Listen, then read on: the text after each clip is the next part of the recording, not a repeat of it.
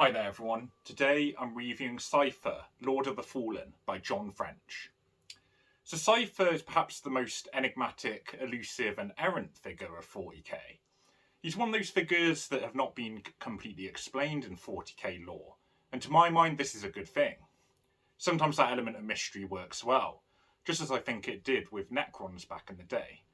Regardless, this book tells a story from the perspective of Cypher, but don't be surprised if quite a few secrets remain after reading it. And I think John French has a knack for writing this kind of character and writing about some of the more psychedelic characters of 40k. His style for the Ahriman books was fitting, exploring but not pulling the curtain back fully on a character who visited the fabled Black Library itself. It's a tricky balance to maintain interest in the character whilst also ensuring there remains enough mystery to make you want to keep reading on. Although 40k has developed further in recent times than ever before, it's been quite a long while where they hadn't really changed much. I think, 15, 20 years, a lot of the lore was pretty much the same. It just gradually sort of got expanded upon over time. But there are still certain aspects that are probably better left a mystery. And maybe Cypher is one of those aspects. At times he goes against the Imperium and at times against Chaos. What does he really want? Well, the plot of this book goes as follows. Cypher is captured by the Imperium and taken to Terra. And when the Dark Angels find out, they're prepared to go to any length to secure him for themselves. And this fits with the long-standing background of the Dark Angels. They're ashamed of the duplicity of some of their chapter back when it was a legion and will go to any means to hide it. Unsurprisingly though, things don't all go to plan. The story is told mainly from the perspective of Cypher retelling the story of what went on, which is a good way of balancing giving enough information while still holding back key details and explanations. But at the same time, it does actually give some of those, so it provides context around potential plot holes, for example. Portions of the book follow Hecaron, the Custodian, and Ansia, a clairvoyant psyker called a Doomscryer, as they try to obtain the object Cypher seems to be following, and aim to unravel what's going on. We also follow Mordecai, the Dark Angel's epistolary librarian, single-minded and passionate about pursuing Cypher alongside his Dark Angel brothers. By contrast, there are interesting differing motivations within Cypher's fallen warband, with one appearing truly loyal to the Emperor still, and the others less so. With superhuman warriors, it's easy to give them a Superman-esque invincibility, where they seem to beat everything before them.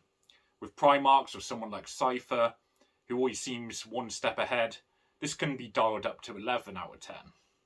Some readers will likely be turned off by how Cypher seems to always have an explanation or be prepared, but the book actually often does a good job of explaining these situations from his perspective as well.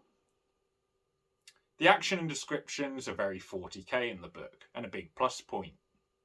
There feels a sense of scale, but also the sort of dark pessimism of 40k, and the action rattles through at a good pace.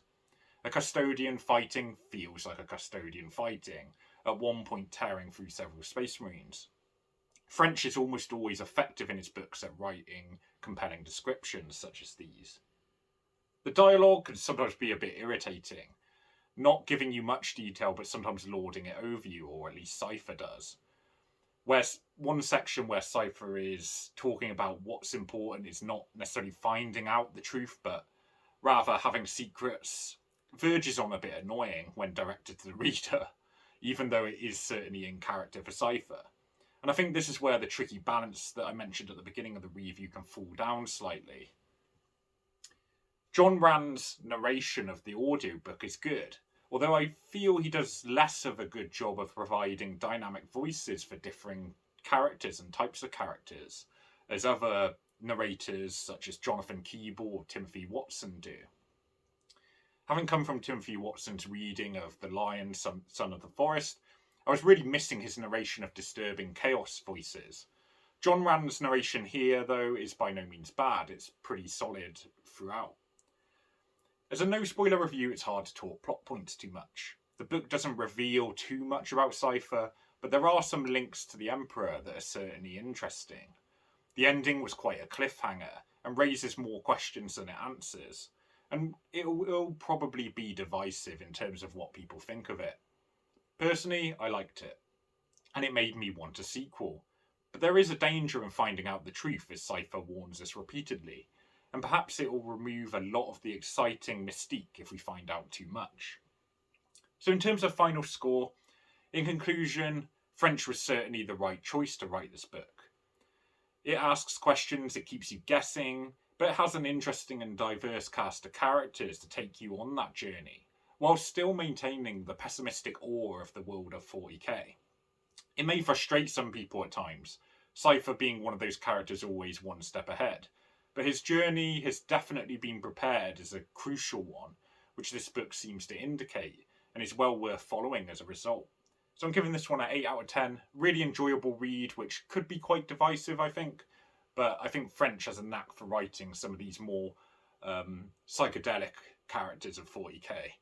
So thanks for watching. There's plenty more 40k book reviews coming up alongside a whole host of other genres. And like and subscribe. Cheers.